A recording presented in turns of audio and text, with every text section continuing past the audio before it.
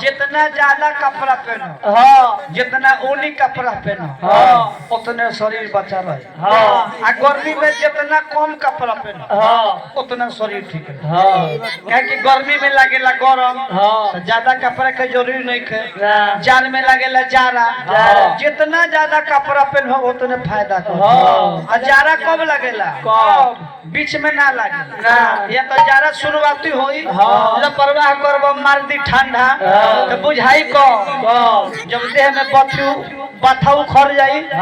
लहसुन गरमा के जब करुआ तेल में जब लागे लगी मलाई लगी तब बुझे कि ठंडा लागल। तो ठंडा उतरती में और ते कहल कि राजा जी और वो बिना ठंडा के मन नहीं खेला तो सब तो सीता गलती ना नो। जारा खास करके भैया उनका ना लगेला जेकरा की नवंबर में दिसंबर के लगन में जेकरा शादी भइल वो तो बाहरे लोटे हैं। अरे वो तो साफ गर्मी में बाड़े और क्या कहता कि राजा जी कि अरे जवानी के भूखबा बुझला नयन से रस रस पानी चुभे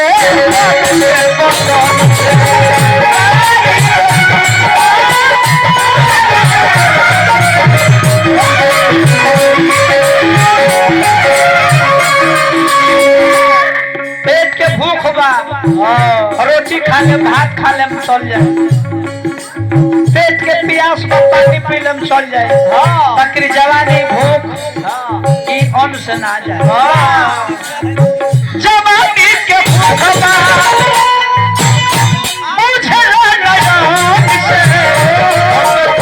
पानी छुए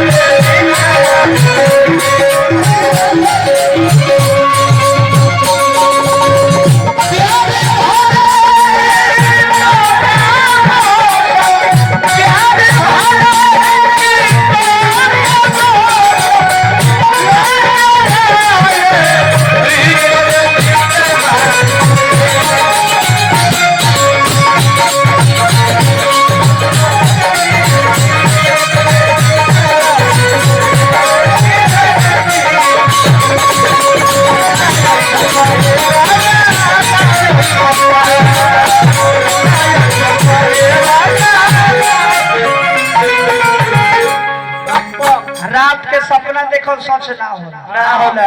आ जे दिन के सपना देखेला भैया कबो कबो सच हो हां हो जाला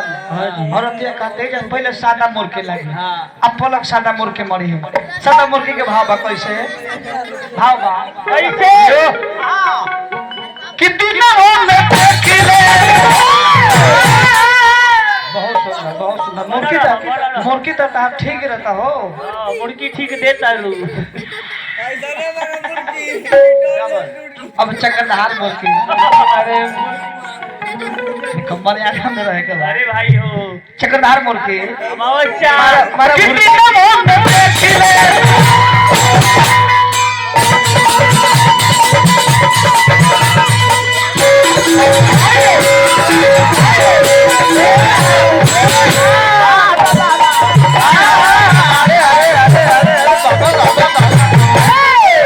मुर्गी के जोड़ा बा अब बुझा गई कि मंच तनी छोट बा अजय भैया अब हम जान गए जितेंद्र भाई के मंच अब छोट बा जय गुरुदेव पार दिए मुर्गी ई तो मुर्गी मोने है नो मुर्गी मोने है तो मुर्गी लइका देखे चल जे लेकिन ओहो दोआ मुर्गी मुर्गी कितनी गांव में देखिले आनंद है सपना भोला या जीत से भर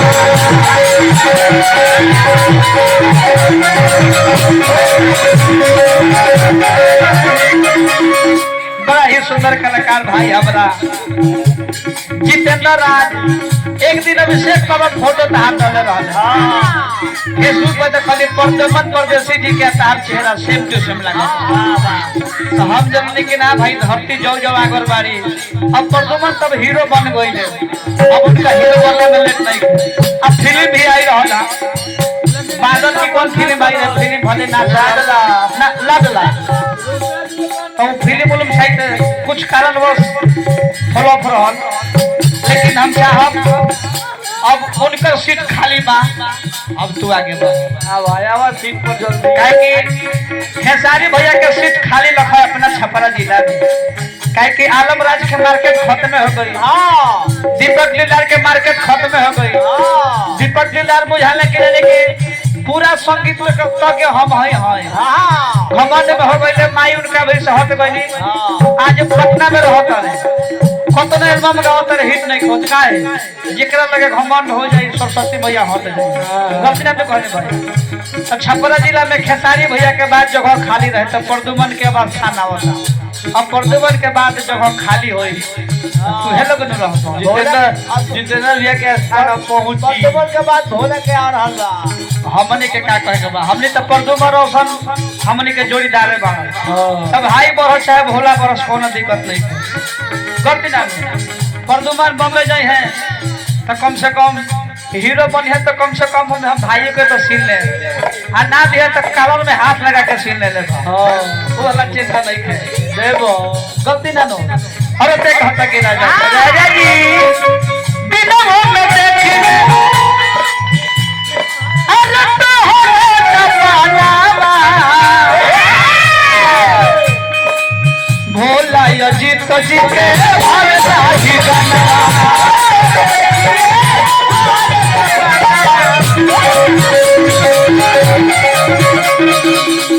कबो कबो हंसी बरला कि दीपक दिलदार के कोनो कोनो गाना के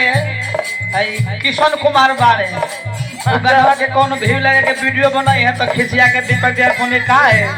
हमरा पीछे पड़ल काहे पड़ल तो किशन कुमार भैया कहले कि हम तारा पीछे काहे पड़ल जाए कि जो तू गावल वही चीज के हम बनाई ले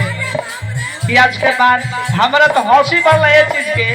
कि दीपक दिलदार के एटीट्यूड हो जाने कहेला किशन कुमार कहले कि काहेला फोन करेला तारा के हम चिन्हत नहीं के फोन राखो जा भैया वही से हम जाने कि भाई तारा हां घमंड के जगह लाग गइल बा और ते कहता कि राजा जी कोई चुप के बोतिया अरे कोई चुप के बोतिया अरे भूलई तोता ए नायई बकाए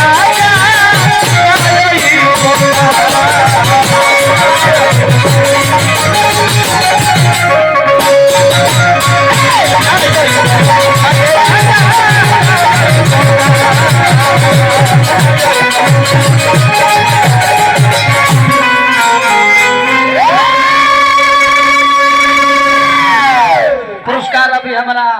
अजय अजनबी जी बड़े सुंदर कलाकार बने।